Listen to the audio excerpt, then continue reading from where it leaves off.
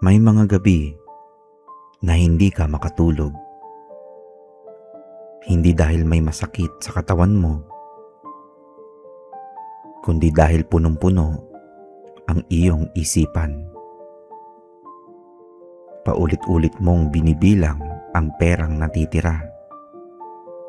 Paulit-ulit mong iniisip, paano ko pagkakasyahin ito hanggang sa susunod na sweldo?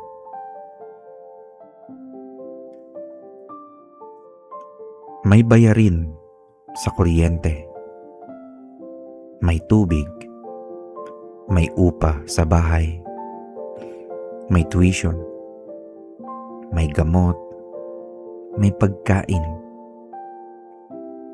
At kung minsan, kahit anong tipid ang gawin natin, kulang pa rin. Hindi dahil maluho tayo, hindi dahil hindi tayo nagsisikap, kundi dahil minsan talagang mahirap ang buhay.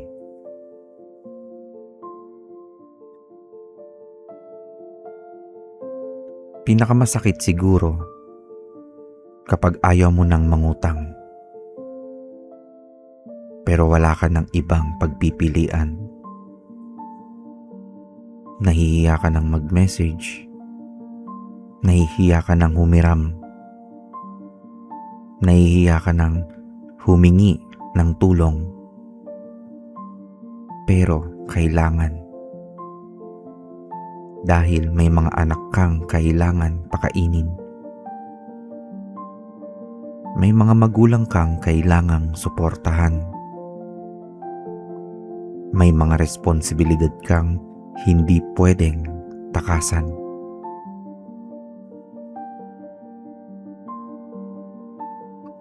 Minsan, naiinggit tayo. Nakikita natin ng ibang tao, parang ang dali ng buhay nila. Parang lagi silang masaya. Parang wala silang problema. Samantalang tayo, parang araw-araw na lang ay pakikipaglaban. Gigising, magtatrabaho, mag-iisip, mag-aalala, matutulog, at uulitin na naman natin kinabukasan.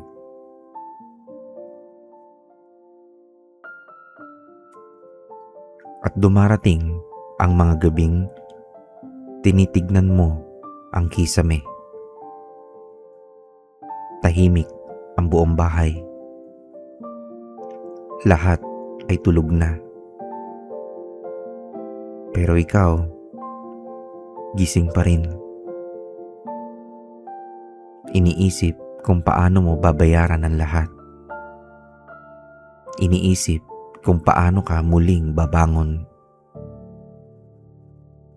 Iniisip kung sapat pa ba ang lakas mo.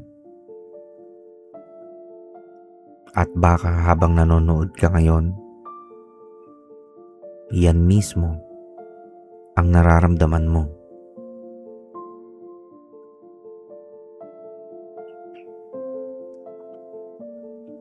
Habang ginagawa ko ang video na to, naisip ko kung gaano kabigat ang dalahin ng isang taong tahimik lang na lumalaban.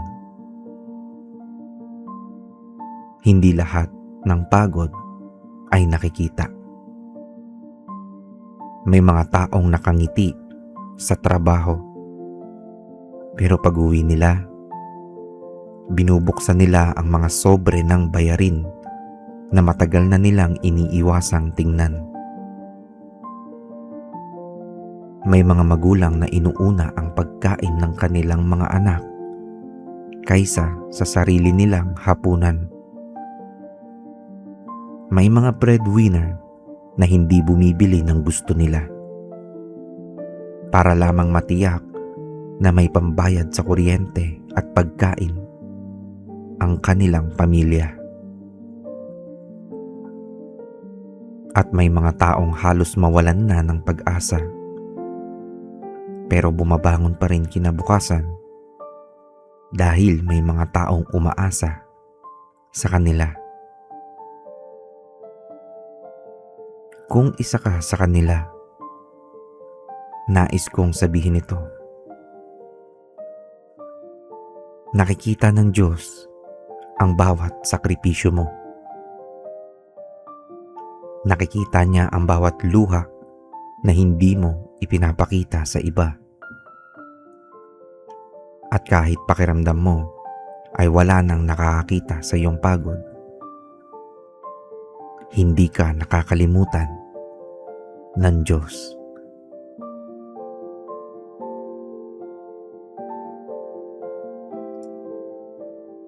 Sa Philippians chapter 4 verse 19 ay sinabi dito, "But my God shall supply all your need according to His riches in glory by Christ Jesus." Hindi ibig sabihin nito na mawawala agad ang lahat ng problema. Ngunit, ipinapaalala nito na may Diyos tayong nakakaalam ng bawat pangangailangan natin.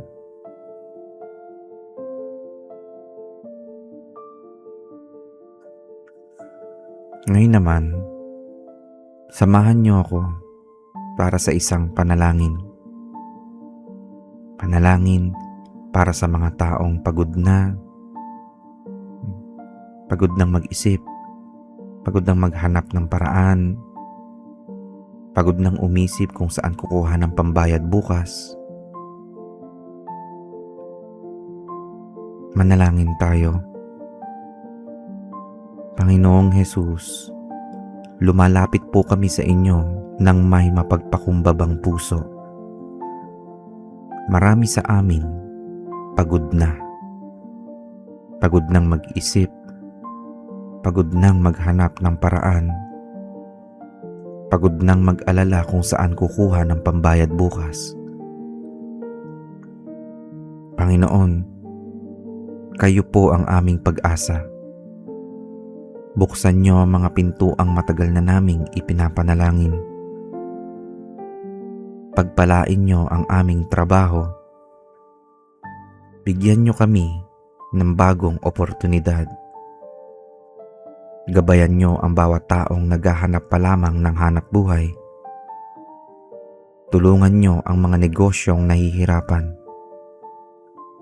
Pagpalain niyo ang bawat breadwinner na halos ubos na ang lakas. Bigyan niyo sila ng panibagong pag-asa. Panginoon, kung may bayarin kaming kinatatakutan, tulungan niyo kaming makahanap ng paraan. Kung may mga utang kaming hindi na alam kung paano bayaran, bigyan niyo kami ng karunungan at tamang pagkakataon upang makabangon. Huwag niyo pong hayaang mawalan kami ng pag-asa.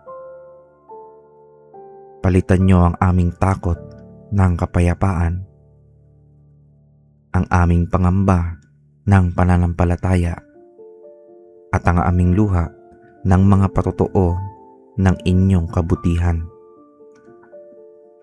Maraming salamat po. Sa pangalan ni Jesus. Amen.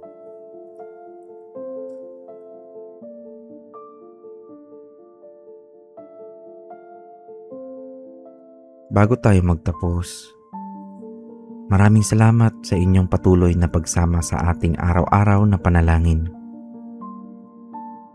Kung mayroon kang personal na prayer request, maaari mo itong i-comment sa baba o simpleng mag-iwan ng Amen. Isasama natin ito sa ating mga panalangin. Kung nakatulong sa iyo ang video na to, huwag kalimutang i-like, i-share at mag-subscribe upang marami pa tayong maabot na nangangailangan ng pag-asa at panalangin. Tulungan niyo sana ako na makamit ang 50 subscribers ngayong July Hanggang sa muli at pagpalain nawa tayong lahat ng Panginoon. Maraming salamat.